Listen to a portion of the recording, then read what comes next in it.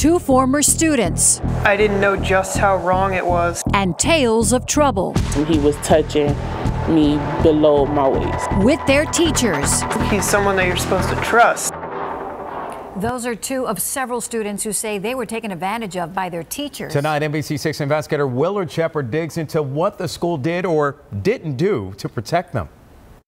Inside Palmetto High School, Jason Myers taught English. And he asked me to write about edgier topics. This student, who we aren't identifying, took his class when she was 16. What were those kinds of topics?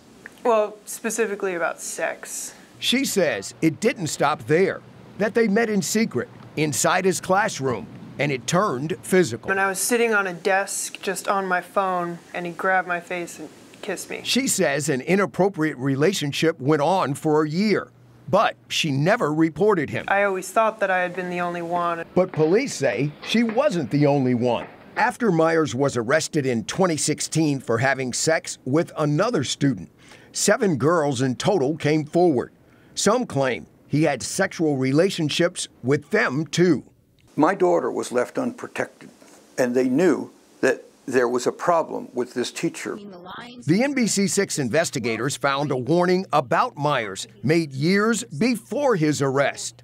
A 2008 email sent to a principal's assistant at Crop High School that Myers was, quote, having sex with students. There was nothing found whatsoever to substantiate these allegations. Myers declined to talk to us, but his attorney says he's innocent. You know, I can think of few things worse than hurting a child, except for being falsely accused of hurting a child. 2 years after the email was sent, this police report was written, suggesting the email came from a disgruntled student. But neither the email nor the police report was ever put in Myers' personnel file. So when he requested a transfer from Crop to Palmetto, the principal who hired him said she wasn't aware of any allegations during a deposition with attorney Mark Schweikert. There was nothing in that personnel file at all that would have alerted her to these prior complaints. The district tells us the email and the police report were not part of Myers' personnel file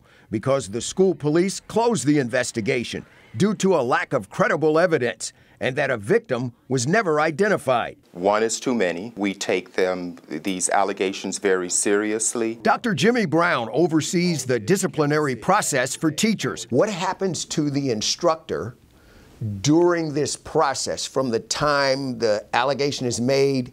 If we feel that the allegation is so serious, extremely serious, we can remove them from their primary work assignment and place them somewhere else within the district. The NBC6 investigators found Myers is one of more than 40 teachers in South Florida in the last 2 years that have been arrested or disciplined for sexual misconduct. Wendell Nibbs is also one of them. He's pleaded not guilty to 2 counts of sexual battery. He shouldn't have been there. He shouldn't have had contact with kids. This former student says she reported Nibbs to the principal in 2013. He was touching me below my waist. She says he continued teaching at Brownsville Middle School after her complaint.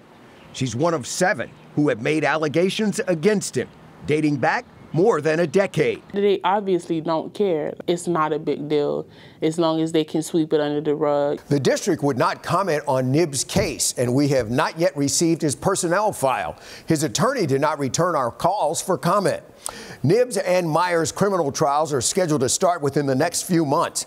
Myers' former student has already filed a lawsuit against the Miami-Dade County School Board, and the other former student we spoke to is expected to do the same. Willard Shepard, NBC6 News.